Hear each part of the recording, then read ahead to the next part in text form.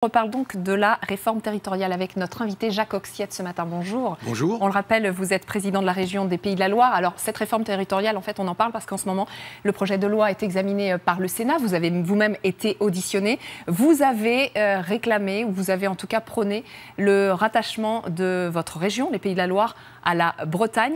On a de quoi être un petit peu perdu, puisque fin mai, avec Ségolène Royal, vous demandiez à ce que votre région, les Pays de la Loire, soit fusionnée avec Poitou-Charentes. C'est pas tout à fait cela. C'est à peu près ça. C'est pas tout à fait cela, sur le dernier point, en tout cas.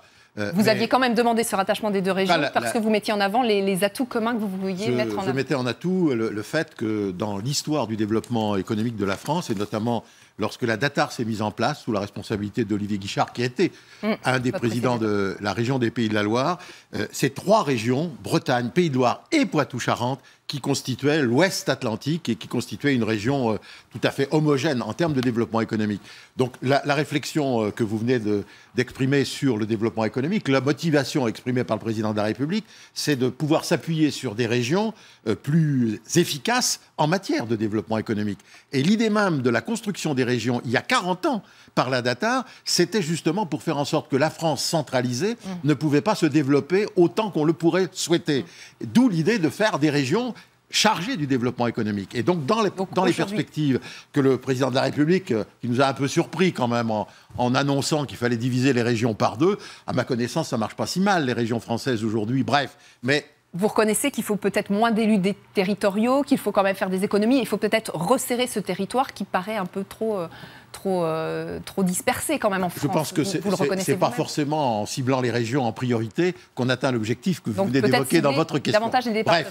Bref, en tout cas, pour ce qui nous concerne, nous ne souhaitions pas que la région des Pays de la Loire, avec ses 5 départements, ses réalités économiques que l'on connaît et qui font que la situation des Pays de la Loire est une des régions qui fonctionne le mieux actuellement. Un taux de chômage le plus faible, 3e région industrielle de France, il n'y a pas de motivation particulière. Et je ne dis pas ça pour me vanter, mais simplement parce que c'est une réalité territoriale.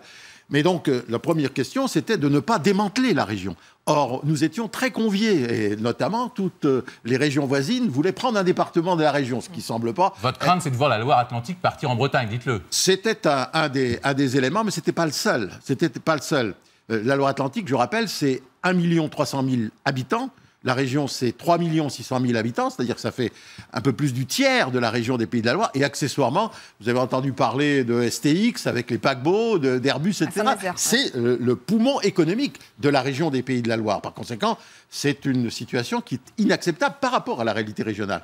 Mais ça, c'est, semble-t-il, acté dans la proposition qui a été faite par la première carte qui est sortie.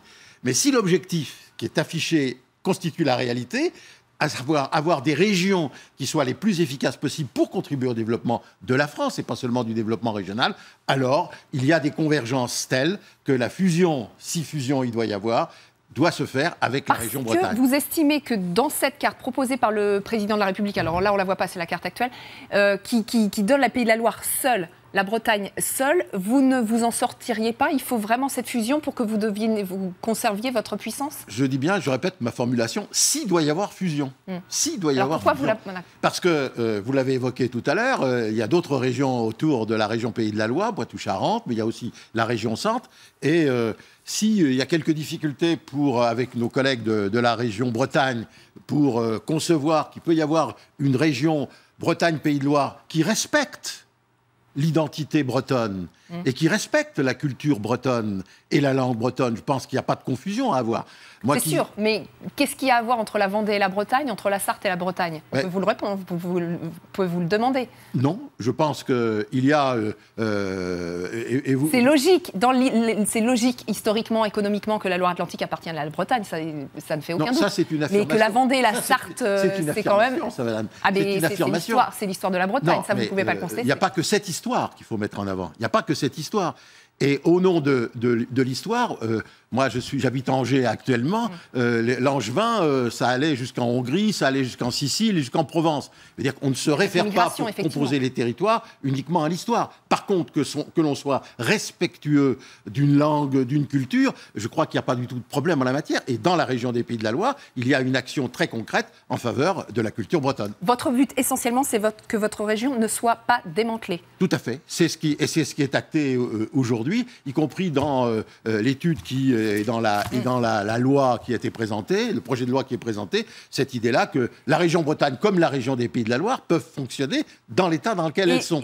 Mais moi, je me place pour l'avenir. Dans l'état actuel des choses, comment se présente la réforme territoriale dans son ensemble, puisque le rapport parlementaire va être remis demain? Écoutez, je pense que sur le plan, on parle beaucoup du découpage des régions, c'est ce qu'on discute à l'instant avec vous. Je pense que l'essentiel n'est pas là. L'essentiel, c'est dans les compétences. Il n'y a pas besoin de modifier les régions pour pouvoir améliorer les compétences, les rendre plus efficaces et donner un petit peu plus de moyens aux régions françaises. Je pense qu'on a mis un peu la charrette avant les bœufs. Même si on en parle depuis plusieurs années maintenant quand même. Merci beaucoup Jacques Oxiel d'être venu ce matin dans LCI Matin pour nous exposer vos points de vue sur cette réforme territoriale.